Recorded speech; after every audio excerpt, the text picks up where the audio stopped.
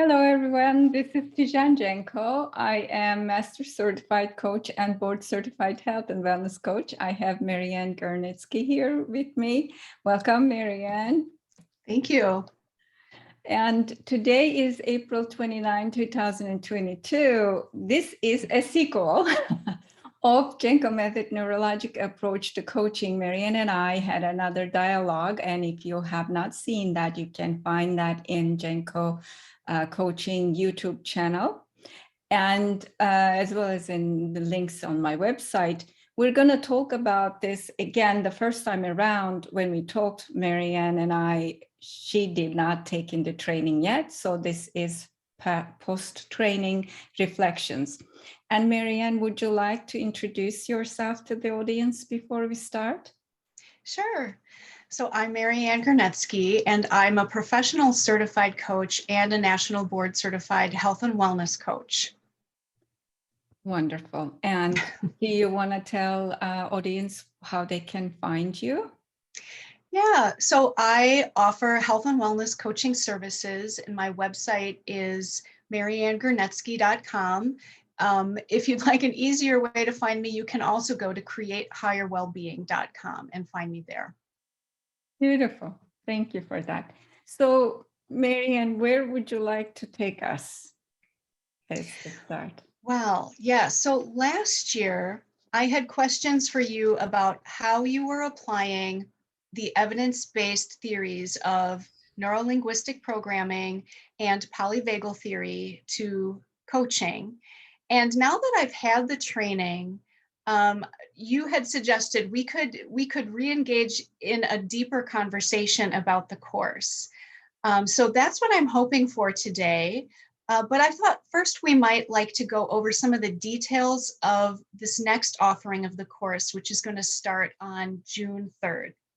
All right. So I can summarize some of these things for you. Please, yes. The course is an 8-week course, and each week there will be a lecture on Friday, and that's just over an hour long. And then there will be an hour and a half lab on Wednesday, which will be like a mentor coaching session where you guide us in applying the concepts and using the skills together as a group. At the end of the course, new students in the course will be working with practice coaching clients, and they will present case studies about what happened in those coaching sessions and how it benefited their clients. Let's see. I think also I want to mention that students taking the course, if they're not able to attend all of the sessions live, but still take the course because you record each session and post them in the classroom, so they would be able to observe the sessions on their own time. Yes, thank you for that. So, and there is a virtual classroom that people can collaborate and find the class materials, which are plenty. Weekly homework assignments and all that. Yeah. Yes, that's right. And we also read a few books in the course of the course as well from NLP and polyvagal. So there was a lot of information to take in the course. Yes, let's not scare everybody with that. There was going to be rich learning experience, joke aside. Yes. Absolutely. Yes. Yes. I love learning, so I get excited about all of that. Me too. Yeah. Well, one thing I didn't mention was that students that are ICF certified can earn up to 20 hours of core competency credits and 50 resource hours by taking this course. And then folks who are national board certified as health and wellness coaches can earn up to 18 hours. And at this point, they would need to petition for those hours from the NBHWC. Correct. And it does require petitioning process. I don't see any problem with that because this course was approved before. I just haven't renewed my CEU carrying process with them, basically, just yet. Yeah. Yes. Okay. Is there anything else that you'd like to add regarding the next offering of this course? I think it will be helpful to share that I often offer these courses, this and this somatic approach to coaching in my methodology once a year. So if anyone watching us that is considering, it may be a good time to sign up. And I recommend signing up sooner rather than later, because there are pre-course pre-reading before the course starts, as well as finding a curriculum, finding a practicum client to practice. Yeah. Sure. Yeah, thank you for adding that. Yeah. Yeah, so as you said earlier, if anybody's interested in viewing our first discussion of this course, we discussed a few things there that we may not touch on today. And those included what it's like to participate in your experiential learning in your courses. We talked about the benefits to students who take the course. We talked about basic concepts from neurolinguistic programming and polyvagal theories. And then we also talked about how those theories can help us to coach our clients. Thank you for that summary. Yeah. But today we're going to go into a little bit more of details of the course. And throughout our conversation, I'll share some of the benefits that I experienced in my coaching as well. That will be very helpful, I think, for the audience. Yeah. Yeah. So I think as I reflect on the competencies, I think the knowledge that I gained in this course did help with deeper holistic listening of the client, as well as being able to generate awareness and learning for the client. And those are really powerful skills for a coach to be able to refine. So I was really happy with all of the things I had to play with as a result of this course. Beautiful, thank you. I'm glad to hear that. So how did the learning of the course affected your listening as a coach holistically? So I think one aspect of this course is we really looked at the nervous system of our client and how that creates their behavioral responses to life, as well as how that might influence their models of the world. And just in a general sense, we don't often talk about the nervous system as part of the holistic picture of the client. Yes. So in taking this course, I see all kinds of aspects of the nervous system in a new way as I'm coaching the client. Beautiful. Yeah. And so in that, my holistic listening is much broader as well, because I'm really listening for cues that tell me about the nervous system. Yes, and thank you for that. And sometimes maybe it is helpful for this audience to know that in my mentor sessions, I also point out that the client's analytical mind is agreeing, but you can see in their body responses and eye responses that some things tells you that there is a disagreement in the system as a whole. Yeah. Mm-hmm.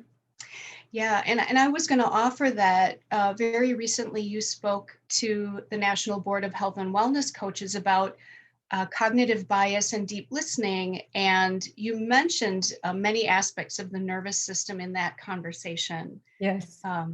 Yeah, so if anybody was able to participate in that, they're already hearing some aspects of the holistic listening and the holistic view of the client that we talk about in this course.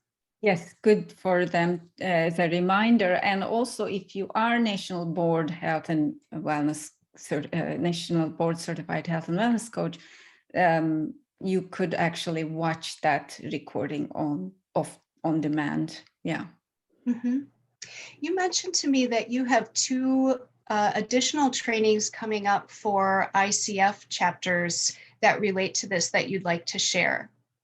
Yes, thank you. For the International Coaching Week, I am actually offering 4 complimentary sessions, May 16 through May 20th. And people are watching this can find that information at gencocoaching.com upcoming events. Out of those 2, that one is going to be informing about the somatic aspects and how to coach with the somatic approach and specifically Genco methodology. And the other one is to neurologic approach to coaching. So I'll be giving about an hour information about my approach, and then I may do a demo in those sessions as well, if time allows us to do that. Mm-hmm. Yeah, thank you for sharing that. Mm-hmm. And that reminds me too that you use these skills in executive coaching as well as health and wellness coaching and life coaching. So I wanted to mention that as well, because even though I work primarily as a health and wellness coach, somatic coaching and neurologic coaching can apply to all different types of coaching. Yes, thank you for that. Often people ask me, oh, the somatic coaching, the way I teach, I take people through their body, as you know, you experienced it. It is to deepen the experience of the learner. But I use these fluently in the executive coaching scenarios, in the board settings, and there is no yoga mats, nothing, and they don't need to know any of the background, but we get effective results and sustainable results in any space of coaching. Yeah, thank you for that reminder. Yes. So I wanted to talk about how viewing the client more holistically helped to deepen my coaching, but also it helped me to view myself more holistically. And this increased awareness of the nervous system also helped me to work on my coaching presence and my awareness of how my own biases were being possibly expressed by my nervous system as I was coaching. Yeah. And that awareness, I think, also has been really helpful for me as a coach. Yes, thank you for that. One of my constant reminders, as you know, being a long time with me, that the self-awareness, importance of the self-awareness of the coach.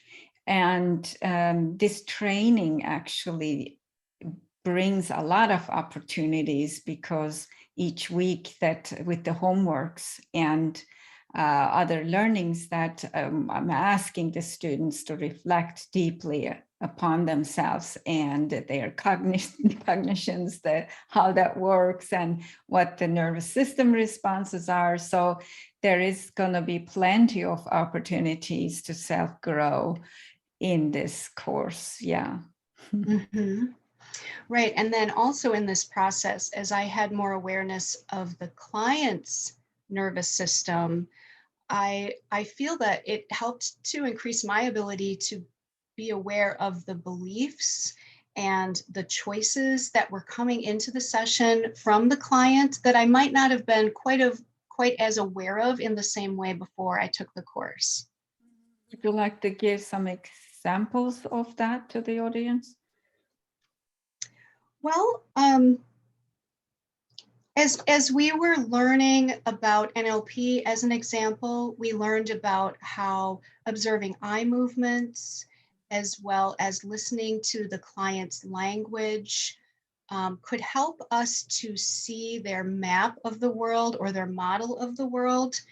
And it's in that understanding of their model that sometimes I can understand a little bit more clearly what might be coming into the session that might be a distorted thinking pattern, as an example.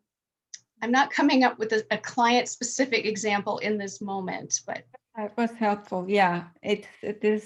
Thank you for that. It actually helps the audience to understand this is going to offer a more relational point of view, how the person relates to the world around themselves as well as within themselves.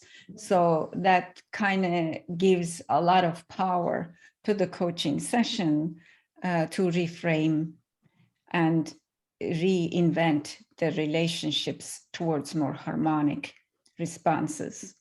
Yeah. Mm-hmm. Yeah. And one of the things that you do so well is you take these Western methodologies and you integrate them with Eastern philosophies. And so when we were talking about the models, the client's model of the world and cognitive biases, one of the things that you brought in was the Yoga Sutras. And I was wondering if you'd like to comment about how the Yoga Sutras inform us about our client and our coaching methods. Yeah, thank you for that question. So as a learner, when I was going through my coach training, I was actually already trained as a yoga teacher. And as I was going through cognitive distortions and other cognitive behavioral therapy applications in coaching, I was seeing that the story in the Western science was starting right towards the middle or towards the end, but it wasn't talking about how cognition occurs. And we were talking about the distortions in the cognition, but how is that happening? And what is happening while it's happening, creating the distortions? So that's where I thought I need to bring that in to give that power and give that awareness and awakening to my students so that we start the story from the beginning and understand. As you know, that I also often talk about social upbringing and impact of that, the culture in imprints, generational traumas and all that. So they all actually part of our cognition and part of our imprint, part of our blueprint. We need to understand that. And then so that along the way, if it is distorted, then we have a map to go back to the healed state, originating state, which is Yoga Sutras speak about that, and yogic scripts talk about that. But yoga is just one way of doing that, but it's just a tool that I'm fluent in it, and I wanted to bring that in there. Mm-hmm. Yeah, and I really enjoyed that piece of it, because within the Yoga Sutras, there are metaphors that help us to see that the true nature of the person and then the distortions, and start to separate those as coaches. Yes, thank you. And I also find that in NLP, there is methods are being used, and also social theories talks about the beliefs and needs and values, but there isn't clear connection to person's ego, the I-ness, and those structures that are going around it. So we need to really understand those layers as we unwind those layers to find the true nature, true light of the human being. Mm-hmm. And how profound to be able to coach the true nature of the person that we're sharing that sacred space with. Yes. Yeah. Yes. I mean, in coaching, we say that see every client creative, resourceful, and whole. We talk about that, but I found that a lot of the teachings fall short supporting coaches to get and open the pathway for client to see what we see. Mm-hmm. Yes. Another place where you brought in Eastern tradition was as we were learning about Polyvagal Theory, which many people may have some familiarity with in hearing terms like fight or flight or freeze response. It's become part of the conversation about trauma in therapy and many other places now. You deepened our discussion of the range of human responses to life by talking about the concepts of energies of decay, life-sustaining energy, and life-promoting energy. Mhm. And I was wondering if you'd like to share a little bit about that, where that came from, and how that also enhances our understanding of the client. Yeah, thank you for that. I think when the things gets to the Western science, it becomes so dry and black and white. Life, I think we don't have a digital life. We have an analog life. It's a continuous, it's a spectrum. And within that, there is also formations that in the Hinduism, there is the Trinity, that is the sustainment, the creation, and destruction. So those three are necessary functions for any organic life. We can't be, in Western culture, we value so much the creation, and we not value at all the destruction. And that creates imbalances. So that's, first of all, neutralizes the client's choices about decaying, whatever their choice is that they are making. And also gives them a choice that right now, maybe I am not choosing life-giving things for myself. But now I understand what my choices are resulting. I can then do that. Or effectively, they can choose to decay a relationship when it needs to be expired. So it gives much more capacity and more freedom in the just the thinking, like binary thinking. And those concepts actually I brought in from Ayurvedic principles, again, in the Eastern science. Mm-hmm. Yeah, it really does help to color our understanding of life and of the client in so many more shades than, as you said, that binary thinking of, am I in fight or flight? Am I in freeze, or am I feeling safe? Yeah. And I think there's a lot of really deeper meaning there too, like that anytime we're starting something, a new rebirth in life, there's also this simultaneous need to let go or say goodbye to something. And so it's not always black and white or as simple as we might look at it from a Western lens. Yeah, and the thing is, though, also in that model, I find it to be a little bit, I think, falling short. This is my perspective, that the fight or flight, I don't like that terminology to begin with, but it's not only produced in this certain part of the nervous system. The decay or life nurturing choice can happen any part of any cells in the human biology. So it's not, otherwise we will have brain cells that keep producing itself, right?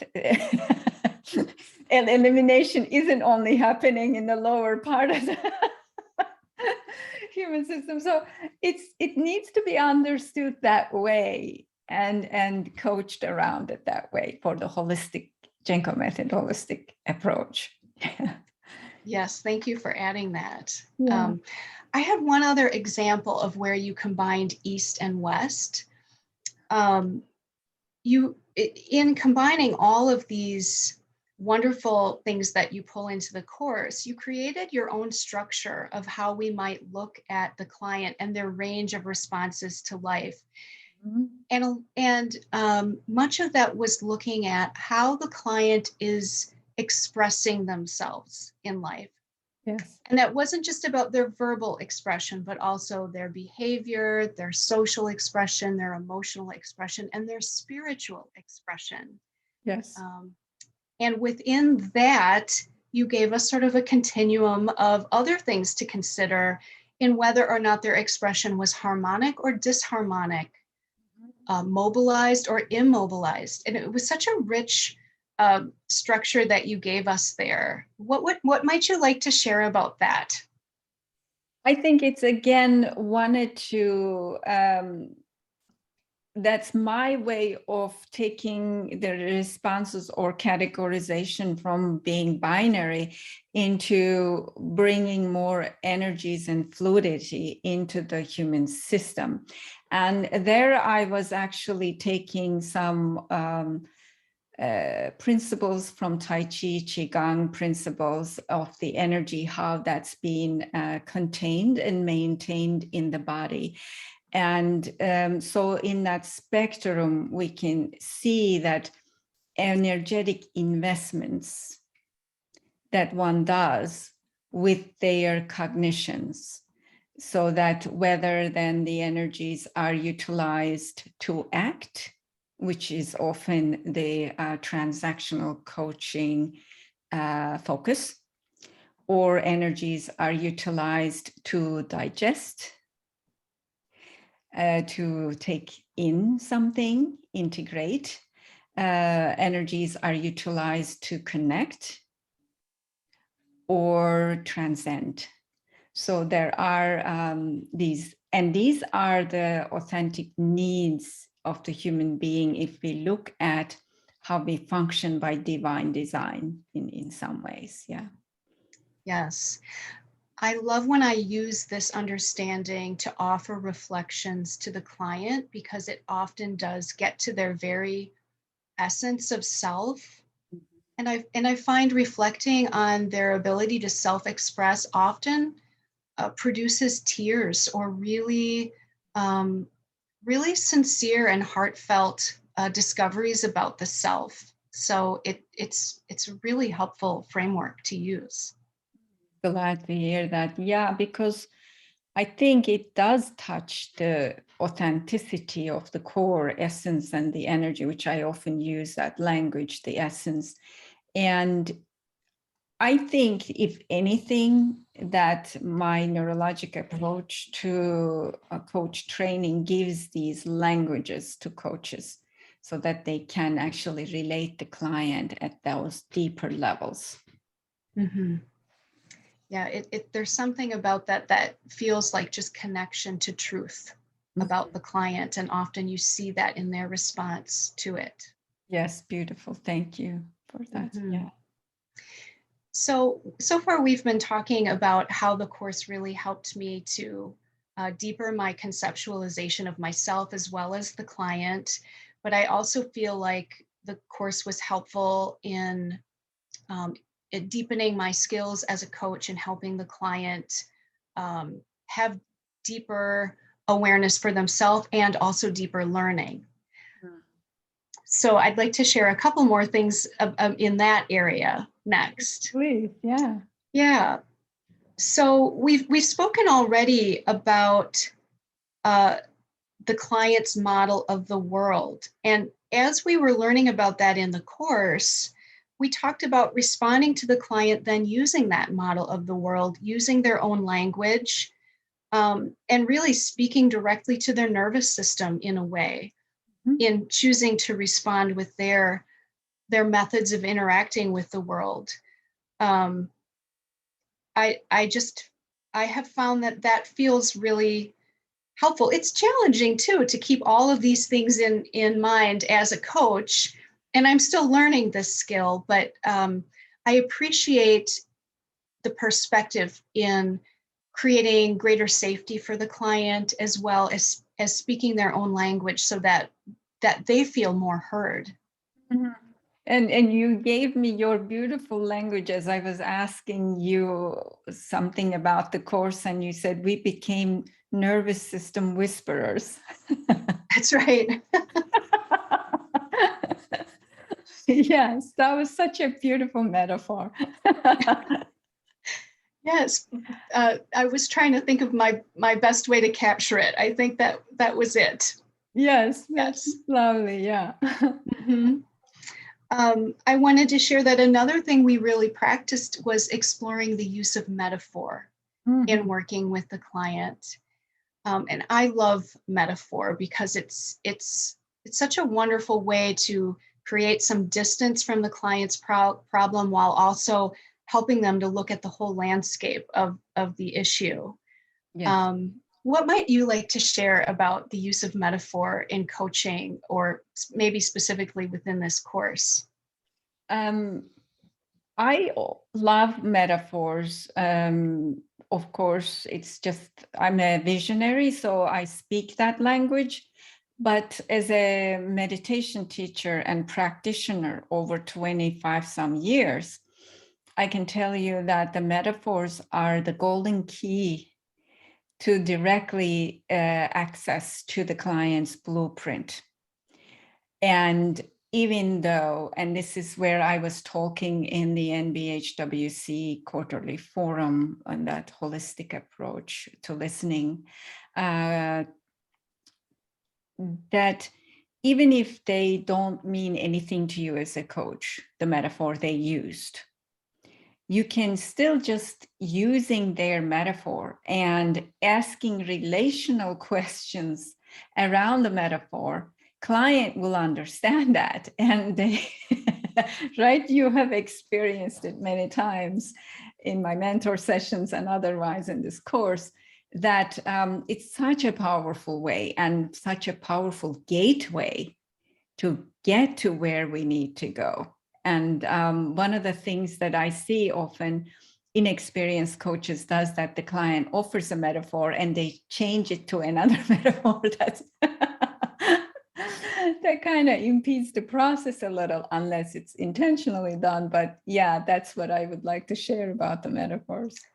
Yes.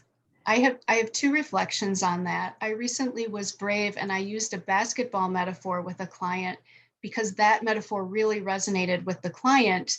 I'm not a basketball fan, but it was very powerful in the session, just to be able to enter the client's world in that way. Yeah. And look at that metaphor. And the other thing I wanted to offer is that I really have seen the use of metaphor to be so powerful.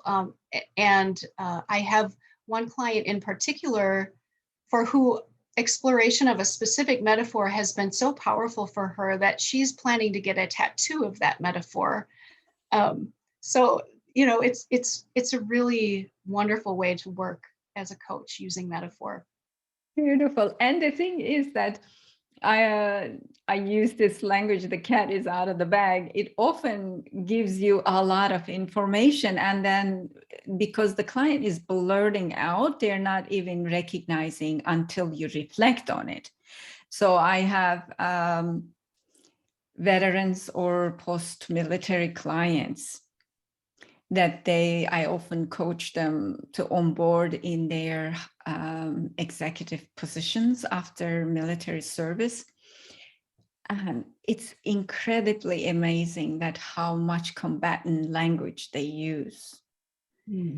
And I need to keep reflect on them to create a different response in the nervous system, because for years this is ingrained in them. So if that is in the language, it's going to be in their behavior. They can't, I mean, I'm not saying our corporate world is the most peaceful place on earth, having to work in the corporate world 23 years, but it's nowhere to compare to the military environment. So there still needs to be softening in the space. So yeah, the metaphors are great information for both for the coach and the client about how the client sees the world around them and how they relate to the world around them. And metaphors also have historic representation that gives me information about generational heritage, because often the metaphors are embedded into the culture that tells me what they were doing for generations. That's that aspect too. Yes, so there's so many layers of meaning in the metaphor. Yeah. And this brings me to my favorite tool from this class and my final point of discussion here, and that's the Genco method of reconstructive inquiry, where we learned about using the metaphor and asking questions of the client in a specific sort of way to really generate profound and often rapid change for the client. And what would you like to share about that? Well, that's the Tijen secret sauce in a package. And that I think that really, as you said it, transcendental inquiry. And when I use that, the language, what I mean is that it brings the client's awareness to a new level very quickly. And from that level, the new relationship to the world around themselves and the new relationship to the world within themselves becomes available. And therefore, whatever the solutions are created in that session is very sustainable. It's not a band-aid workaround solution. So that is something that I've developed over the years, again, bringing the East and the West together and finding and testing it out. Maybe if the audience don't know, who are watching us, that I was a mastery level black belt Lean Six Sigma methodology before I was a coach. So I always look for finding best practices, most effective ways. And that's my geeky part. And so these are tested and tried on myself, my clients, and now my students and their clients. So would you like to share some of the effects of that on your practicum or post-practicum clients, or even yourself? Sure. Well, yeah, my practice clients responded that it was a really profound experience letting me practice these skills with them. Even as a newbie, they really found that that was very meaningful and helped them to achieve change that surprised even them. And I can share that as one of your mentor coaching students, you have used the Genco method of reconstructive inquiry with me, and I've experienced that too, where I leave a session feeling like my nervous system has shifted. It's so much more than just obtaining a new idea. It's so much more than Band-Aid coaching, as you were saying. And it's hard to describe unless you've actually experienced it. It's really exciting. I have a coaching client who gets so excited about opportunity for me to use this method that she actually monitors herself for metaphors and sometimes brings them to the coaching session ready to go. Let's jump in and let's change something here. I love that. That's beautiful. Yeah, this is why I call it transcendence, because it's almost human system rewiring, right? We're shifting the flows of the nervous system's response by creating awareness that what is in the nervous system's surveillance, creating the response of decay, response of immobilization, whatever that might be, so that we can allow the client, help the client to choose a different response that wasn't available before. I think that's the main distinction of this methodology versus the other coaching techniques that I say often that the free will is the biggest tool of the human beings, but the free will is more than likely not free because our responses are reactive responses. So in this method, we free the will. Mm-hmm. Mm-hmm. As you're talking about this, part of me is sitting back and just kind of in awe of it as well, because I can share that in my previous work as a trauma-informed occupational therapist, For a client to come into the office and expect to leave with their nervous system rewired, that's a pretty profound thing, and not something that that a lot of people have experienced in a lot of other methods. I mean, there are methods that can shift the nervous system, like EMDR and brain spotting, which also comes from NLP. But this is a really big deal that we can get these outcomes using your method. Yeah, good. Thank you for that. Absolutely, yeah. Yeah. So you had asked me earlier if I would share why I'm considering retaking the course. Yes, that would be nice. Yes, there's just so much here. And by now the listener has gotten a sense of that. There's so many things we talked about and learned about. And I feel like retaking the course will give me a chance to really embody it more as a coach. Because there is just so much, there's just only so much we can absorb in one opportunity. So that's my hope, is that I will more deeply embody these skills, and it will help me even more as a coach. Thank you so much, Marianne. Yes. And thank you for being my partner again today, having our sequel to the first one. And maybe we'll have another one after the second course. Well, I hope this has been helpful for people who are considering the course. I'm sure they will be. Thank you again. You're welcome. Bye-bye.